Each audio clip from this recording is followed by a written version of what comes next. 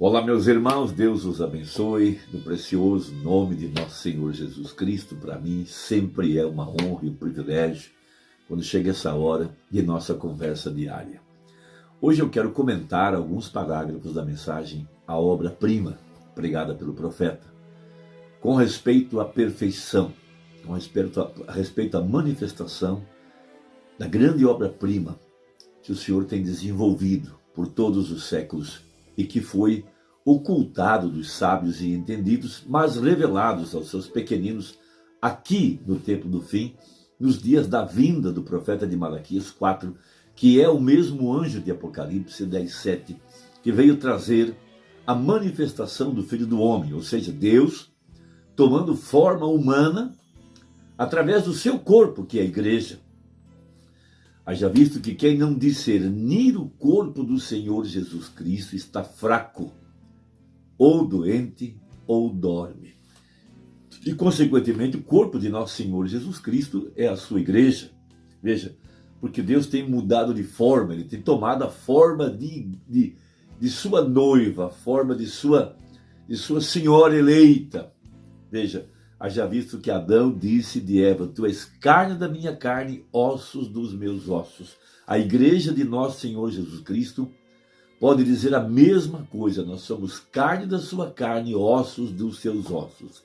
Deus tem se manifestado através de sua profecia, que Ele prometeu restaurar, veja, a árvore noiva, trazer a igreja à condição aonde a vida de Deus voltaria outra vez para dentro da igreja, para manifestar a palavra prometida para este dia. Então, vamos ler uma escritura em 1 Coríntios capítulo 13, a partir do versículo 8, para falar um pouco sobre a perfeição.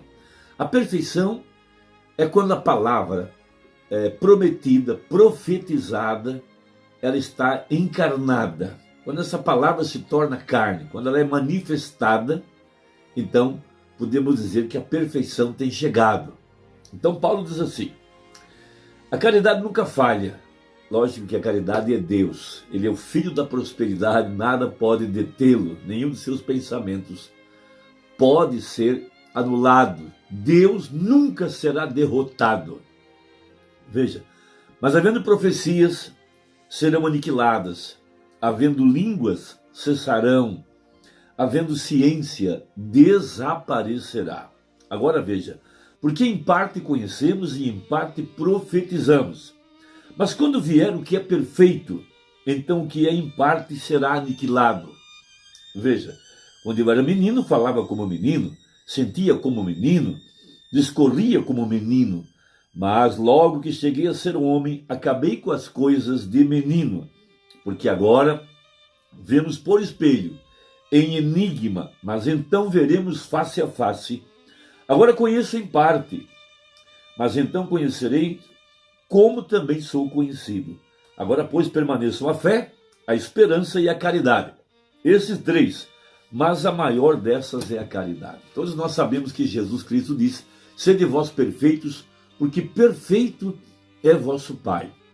Então veja, o que era em parte seria tirado para dar lugar à perfeição. Tomando um exemplo da natureza, nós sabemos que Jesus disse que o grão de trigo caído na terra, se ele não morrer, ele fica só, mas se ele morre, ele produz muito fruto. Então veja, o grão cai na terra, ele morre. A água, veja, do final do inverno, dá a ele uma chance de viver. Ela ressuscita a semente e começa um broto. Veja, isso ainda não é um grão, é em parte. Logo temos a florada, ainda não é o grão, é uma parte. Logo vem o cacho, ainda não é o grão, porém é uma parte. Mas, quando se aproxima o final da primavera e o começo do verão, veja, o grão é formado dentro da espiga. Veja, o grão é a perfeição. O grão é a vida que caiu na terra, passou por todos os processos e agora chega outra vez em forma de semente, porque a semente é a continuidade da vida.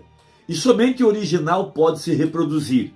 O híbrido não se reproduz, o falso não se reproduz, somente o original. Veja, e o original é o único que pode produzir outro original. Por isso, nós sabemos que a palavra é a semente original. A palavra falada é a semente original.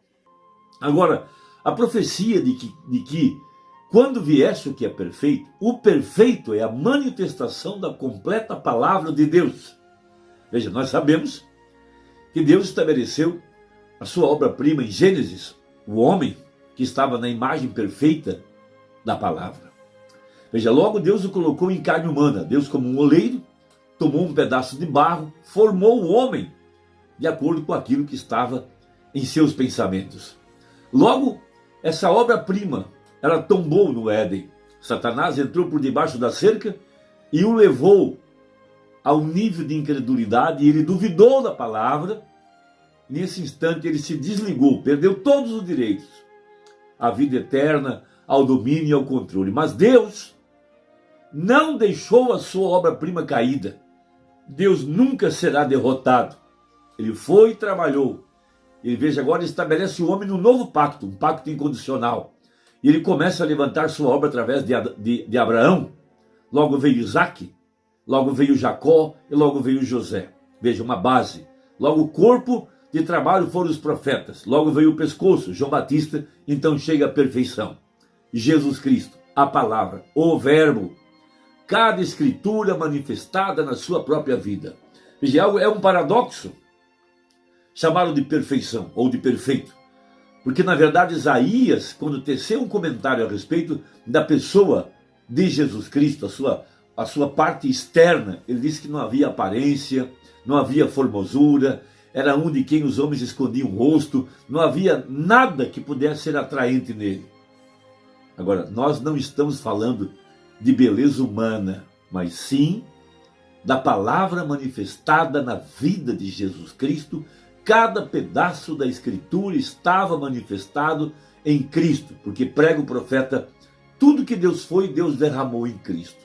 Agora, no Calvário, veja, Deus teve uma razão para ferir a sua obra-prima, Jesus Cristo. Tirou um pedaço para dali formar outra obra-prima, a sua igreja. A verdadeira igreja do Deus vivo, formada em 7 eras. Veja, a exemplo de uma mulher que quando vai dar à luz, temos a água e o sangue. Por isso quando aquele soldado feriu Jesus do lado, saiu água e sangue do seu lado. Ele estava dando à luz a verdadeira igreja, a senhora eleita, aquilo que foi tirado dele, como Eva foi tirada de Adão. E ele vem por esses 2000 anos, veja, trabalhando em sua obra-prima, outra obra-prima, para trazer a imagem perfeita da palavra outra vez. E aqui nos dias da voz do 7º anjo, veja, nos dias do anjo de Apocalipse 10:7, esse segredo de Deus seria manifestado. Veja, então a palavra chegaria outra vez em sua manifestação aqui no tempo do fim. Tivemos uma mensagem em parte, Lutero, representado pelo broto. Logo veio a outra parte, Wesley, representando o cacho.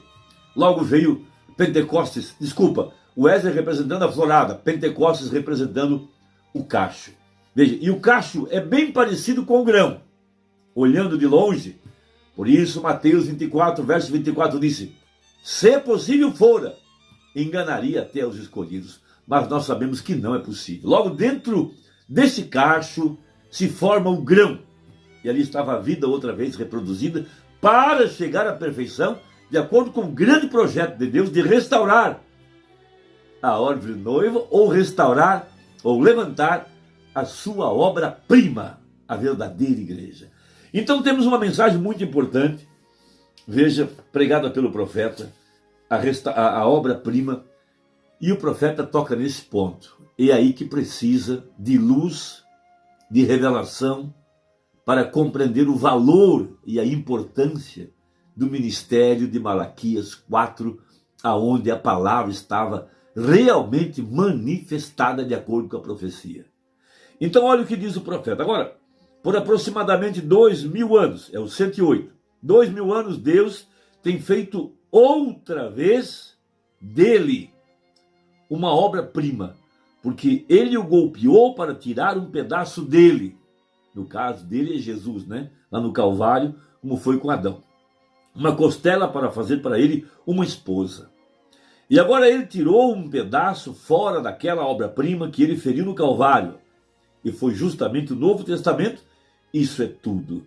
E ele cumpriu o Velho Testamento, agora o Novo Testamento é outra parte para ser cumprido.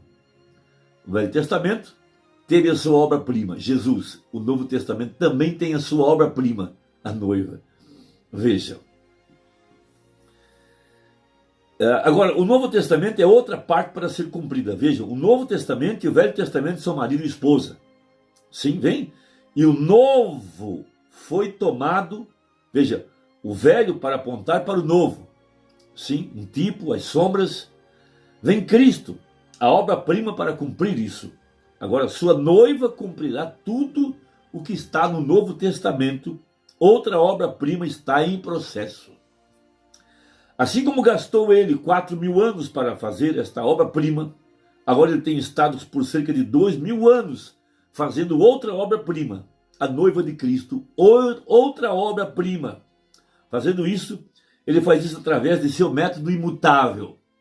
Deus tem um método, e esse método não muda de acordo com a Escritura. Método imutável. Da mesma maneira que ele fez a obra-prima, a sua palavra, e esta é a maneira pela qual ele faz suas obras-primas, porque só pode ser uma obra-prima perfeita quando é a perfeita palavra. Por isso tivemos a manifestação de Malaquias 4, a manifestação de Lucas 17:30, a manifestação dos dias da vida do Filho do Homem. Veja, o mesmo Jesus Cristo, Hebreus 4:12, Paulo falou sobre a perfeição. A perfeição é a palavra manifestada, por fora nenhuma aparência, simples, humilde. Mas o que importa é que as Escrituras estavam manifestadas outra vez. Por isso ele podia se pôr de costas para a audiência e mostrar o mesmo sinal que apareceu para Abraão, o mesmo sinal de Jesus com a mulher do poço, as mesmas obras e maiores, criando os esquilos. Veja, um ministério idêntico ao de Jesus Cristo outra vez, para confirmar o pacto de Abraão, quando Deus mandou que Abraão matasse os animais e colocasse metade de frente para metade, e no entardecer Deus passa entre as metades para confirmar o pacto com a semente real. E outra vez o Senhor Jeová veio aqui no tempo do fim, com o mesmo pilar de fogo, a mesma nuvem, os mesmos sinais e maravilhas, para mostrar que a perfeição tem chegado para a igreja, para cumprir cada promessa para esse dia.